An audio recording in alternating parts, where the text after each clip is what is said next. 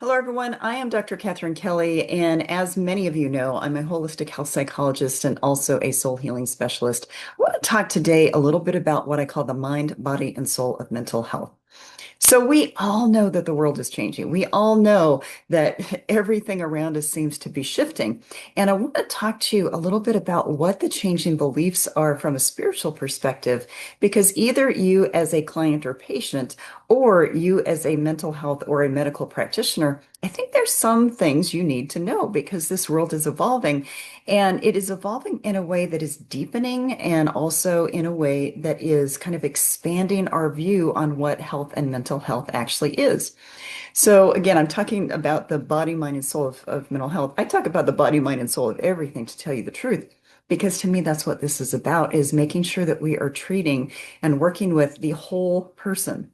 And for many of you, you know that I have my soul health model. I have developed what I'm calling the whole soul model, and I'm going to be teaching that to practitioners and coaches and administrators and educators. But it's one of those things where I think we need to know the nitty-gritty of what's actually changing from a statistical perspective. And I want to give you a little bit of history because the field of medicine is thousands of years old. And, Hippocrates, way, way, way back, and I've said this a gazillion times, Hippocrates said he was considered the father of modern medicine. He said that the soul is present in every aspect of health, the body, basically the mind, the soul. It's all part of it. He also said it was present in every organ and in every illness. And yet we have moved away from treating the whole person when we are doing any kind of mental health work or kind of physical work, medical physical work.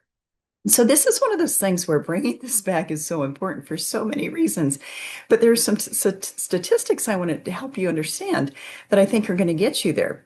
And as far as going back to the history of psychology, even though the field of medicine is thousands of years old, the field of psychology is only about 180 years old, give or take. And so there's a lot that's changing. There's a lot that is transforming. There's a lot more that we know from a research perspective with what works and what doesn't work. There's a lot more we know from an anecdotal perspective from what we try, but we may not have the research yet because it's not out there, it's not available to us. But we will never be able to keep up with how the world is changing. However, we need to know how it is changing. So I'm going to talk to you a little bit about a few of the statistics because, people used to consider spirituality to be part of religion, but it's really not. It's not the same thing. And when I'm teaching about it, this with my soul health model, I talked about the fact that, religion is created for us. It's something that's already created and we can choose to follow it. However, spirituality is what we create for ourselves. And so if you think about this, not all of the 8.6 billion people on this planet are going to fit into the 3 or 4 thousand religions that are considered to be out there in the world.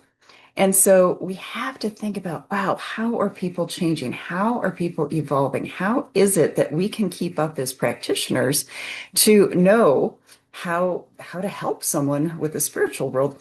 And how is it as a client or a patient that we can keep up with figuring out which practitioners do understand that this world is evolving? And that basically, if you are someone who practices a spiritual belief system or a pattern, whatever that might mean, that goes outside of religion, you might have to work extra hard to find a practitioner or a medical provider who understands what that belief system is for you.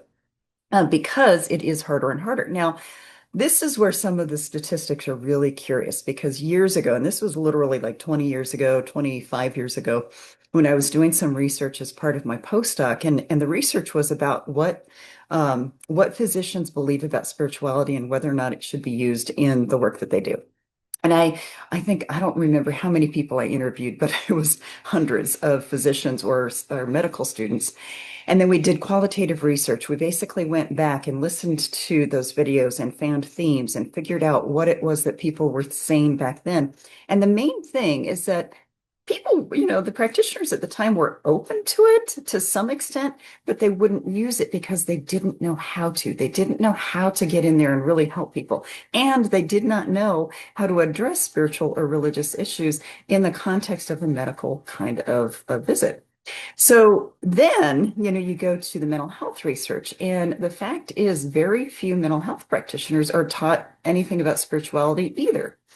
And there's a recent article that came out in 2023 that said 89% of mental health practitioners wish there were some kind of training for spiritual integration because they are starting to realize that they don't have the skills, they don't have the knowledge, they don't have the base or the foundation to be able to help people. So that's where I guess I come in because this is what fascinates me is to me the spirituality or the religion or the soul aspect of a person, the energetic essence of who they are, the truth of who they are. If that aspect is not being attended to, how in the world is a practitioner going to be effective? And how in the world is a person going to heal? How is a person going to overcome whatever it is they're dealing with, whether it's medical or mental health? If that aspect of who they are, the most important aspect of who they are, is not being integrated into the healing process. So this is, again, my mission. This is where I want people to understand that that soul needs to come back and needs to be kind of front and center with the treatment, but front and center with understanding how the soul works. And so, again, I'm going to be launching a whole bunch of programs to help people understand specifically how the soul works so that they can start integrating that into the work they do, but that also for clients and patients can understand it to go, oh, that's what's going on with me. There's something at a deeper level that needs to be healed. So I've got a bunch of statistics here that I'm going to go through. So I mentioned that physicians, some physicians would like to integrate spirituality, but the research is clear, and this is about 20, like I said, 20, 25 years ago, that basically almost 90% of patients, whether it's mental health patients or medical patients, wish that their providers integrated spirituality into the process as they were going to them for appointments, and less than 5% do.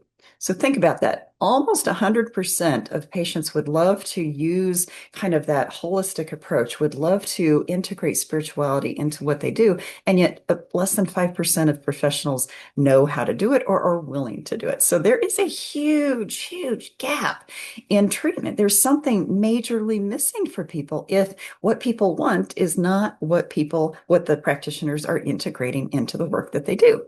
And then, like I said, almost 90% of mental health practitioners are now kind of catching up and realizing, wow, we need to kind of understand this. So let me go through some statistics here. So in 2012, there was a mass exodus. That's when it started, a mass exodus from churches.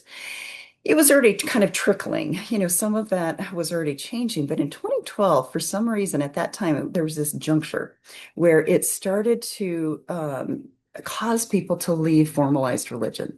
And there are many, many, many reasons for that. And there's actually a book called The Dechurching of America or something like that. I'm terrible with titles.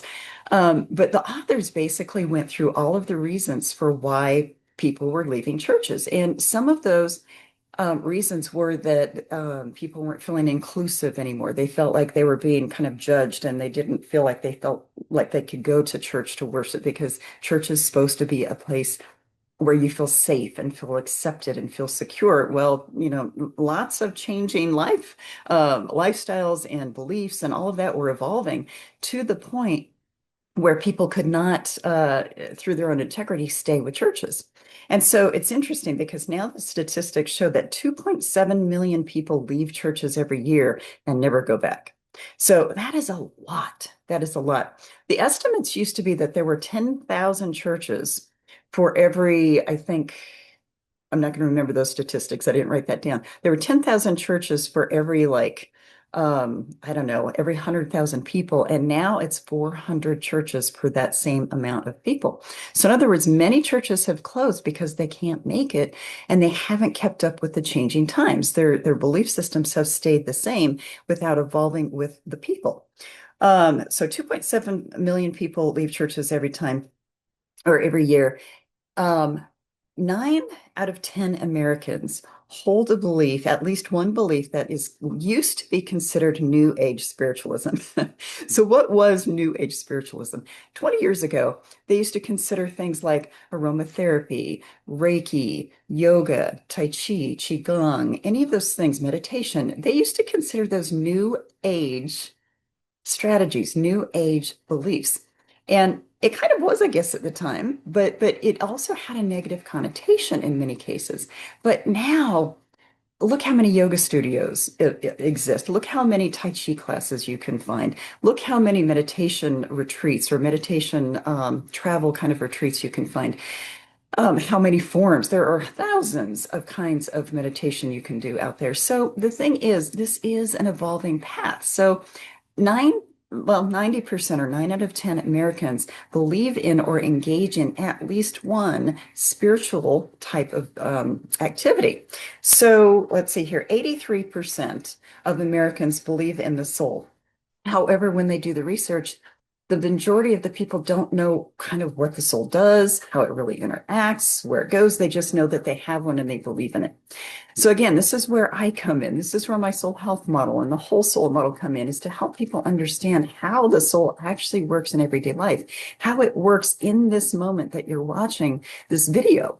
So, okay, 83% believe in the soul. 65 percent, this is where I need glasses, 65% believe in spirits. So believe that there are what people would call ghosts. I call them spirits.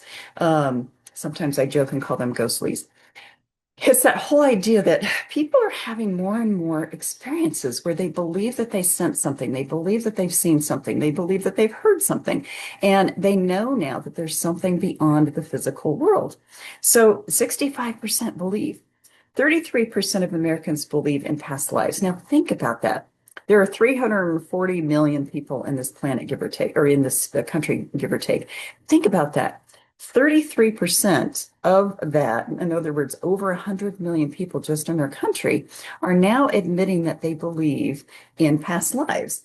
And, that is growing. It used to be a much smaller percentage of people. Now, again, I would say it's possible that people believed, but they never admitted that they believed when those research studies were done. So get this, 45% of Christians believe in reincarnation, even if they don't ever talk about it.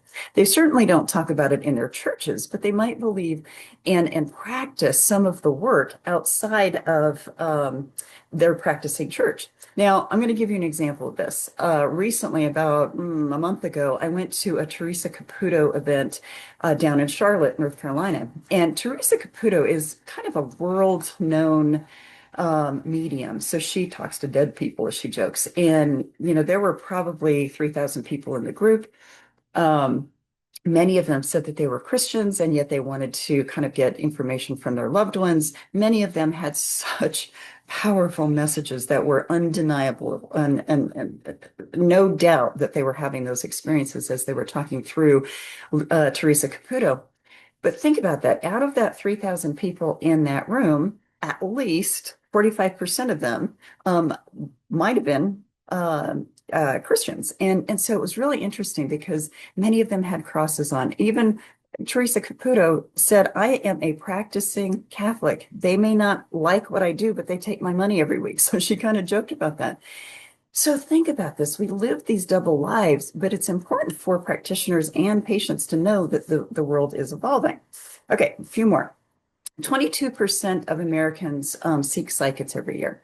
So think about that. 22% of the 340 million people in this country seek psychic advice, seek intuitive counselors, seek some sort of intuitive kind of practitioner or coach or something every year because they know there's something else out there. So, and I'm going to explain why I think all of this is important in the long run. That is a 52% increase since just 2005.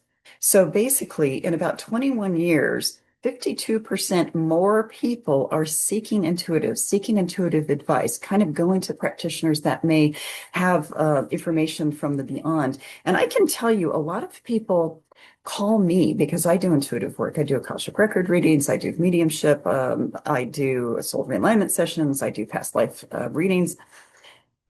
But a lot of times I'm getting called to do these readings for people because they are wanting to find people who are reputable and people who have degrees behind them that they feel like they can trust. So the thing is, more and more people are seeking these kinds of services.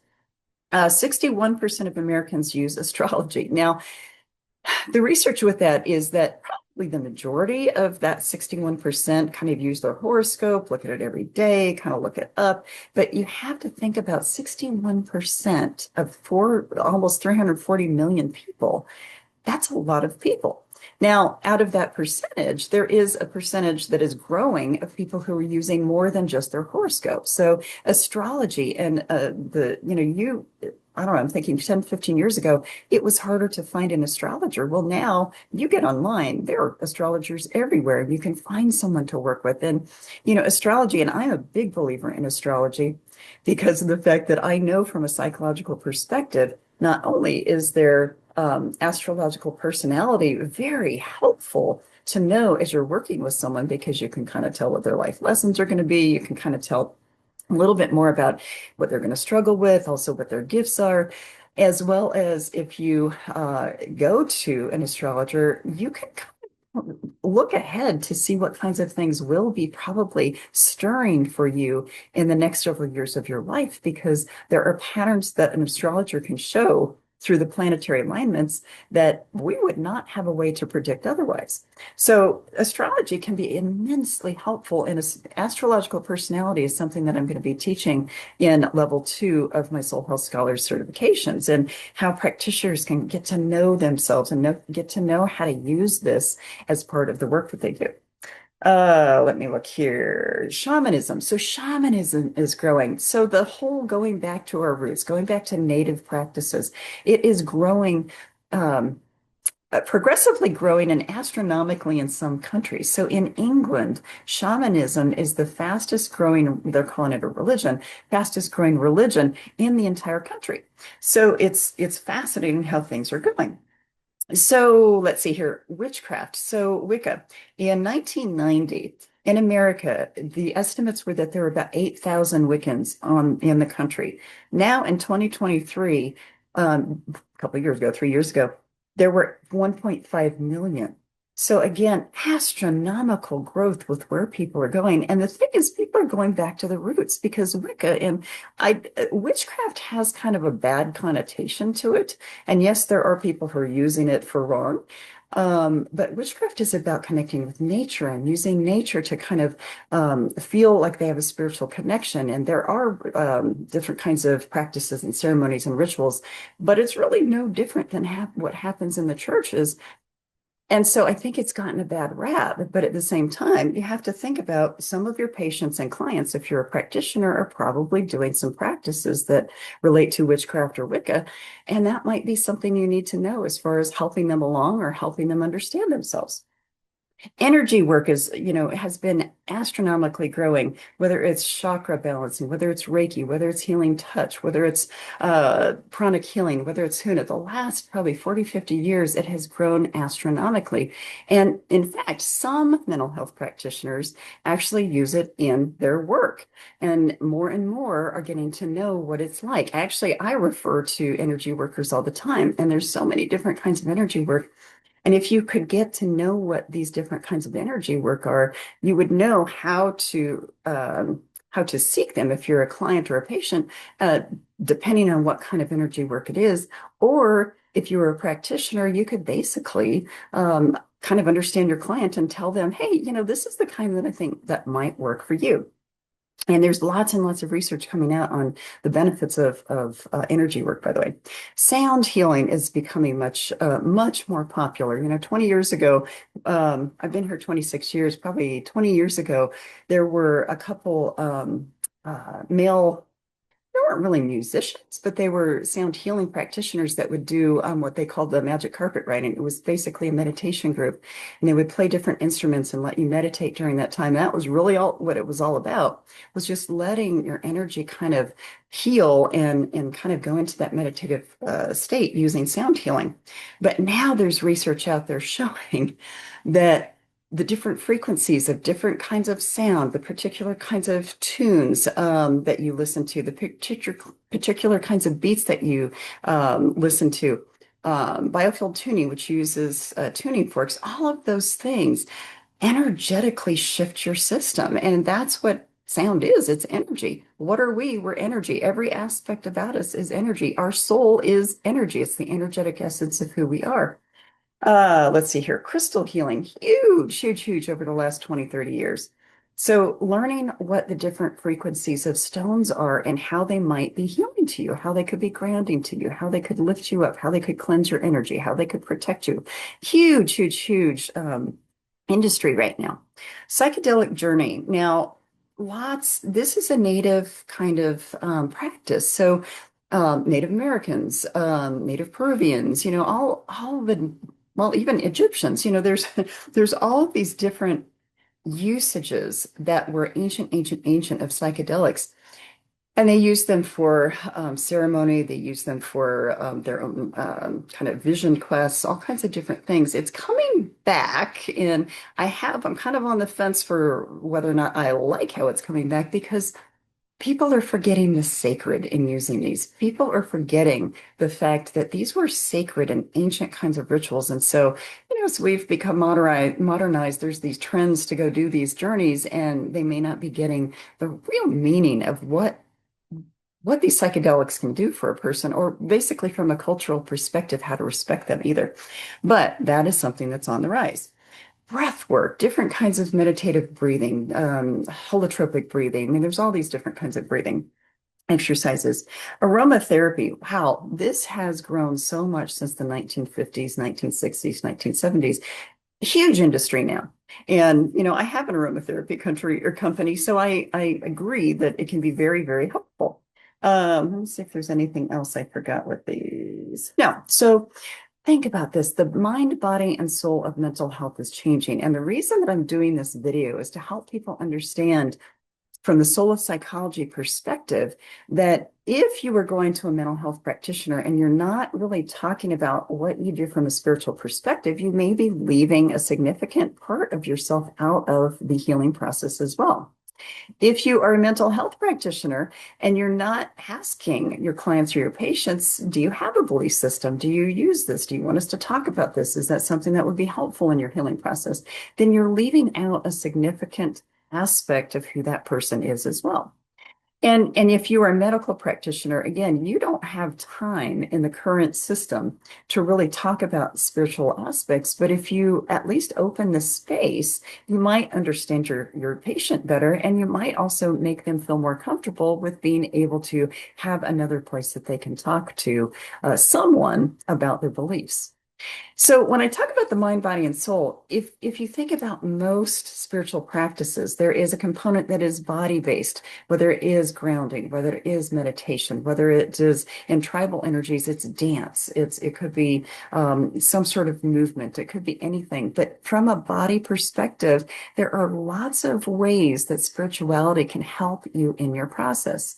From a mind perspective, just having a belief system in the research, this is clearly in the research, is that just having a belief system that you can lean on in times of difficulties, whether it's a sudden illness or a chronic illness, whether it is during grief, whether it is, during a major change in your life, if you have a belief system you can lean on, it actually shows positive benefit for how you heal and how you get through those kinds of things.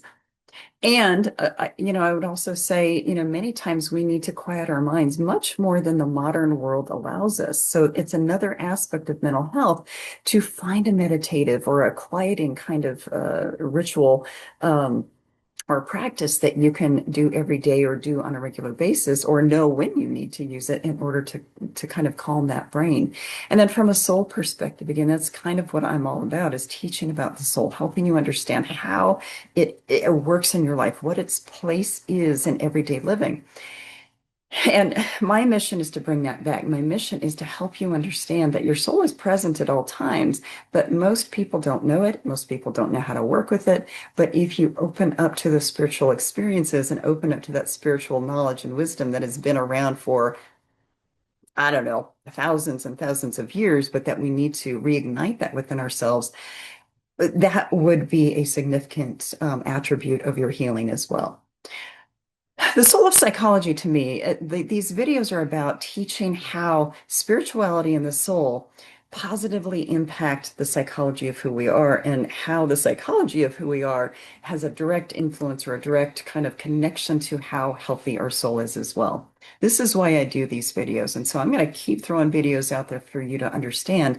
But, these statistics that I just shared, if you hadn't thought about, wow, 45% of Christians actually believe in reincarnation. Wow, hadn't thought about that. Wow, 90% of people would like me to be using, as a mental health practitioner, would like me to be using some sort of, I don't know, spiritual information to help them in their healing process. How can I get some knowledge about that? How can I get some skills in that? So this is really what this is about, is expanding how it is that you integrate spirituality into your mental health healing or practice if you're a practitioner. Now, I will do a little sideline here with the fact that my Soul Health Scholars programs, it's kind of expanding now. I'm creating this, what's called the Soul Healing Institute. And it's going to be based on concepts, application, and experience. So basically, each one of the webinars will talk more about, okay, these are the concepts. This is the basics. This is the knowledge and the wisdom you need to know. If you want to go further with it and understand how to apply it, well, then I've got all these assessments that I can help you with. I can help you learn how to integrate that into the work that you do if you are a practitioner. If you're an individual, sometimes knowing those kinds of assessments can help you self-assess as well, help you understand what you need to do for yourself. And from the experiential perspective, I tell people you can't teach the soul on paper, meaning that you have to experience what I'm talking about in order to go, that's how I can use this with clients. This is how I can use this in my own life. So I'm going to be launching more and more kinds of videos and webinars and self-paced kind of trainings and eventually some online retreats, because part of this is helping you get to know your soul more and helping you understand that the soul of psychology is so incredibly integral in who we are. I would love to hear your comments. Thank you for listening. If you have questions, contact me. Otherwise, have a wonderful day and go ponder some of this information for yourself.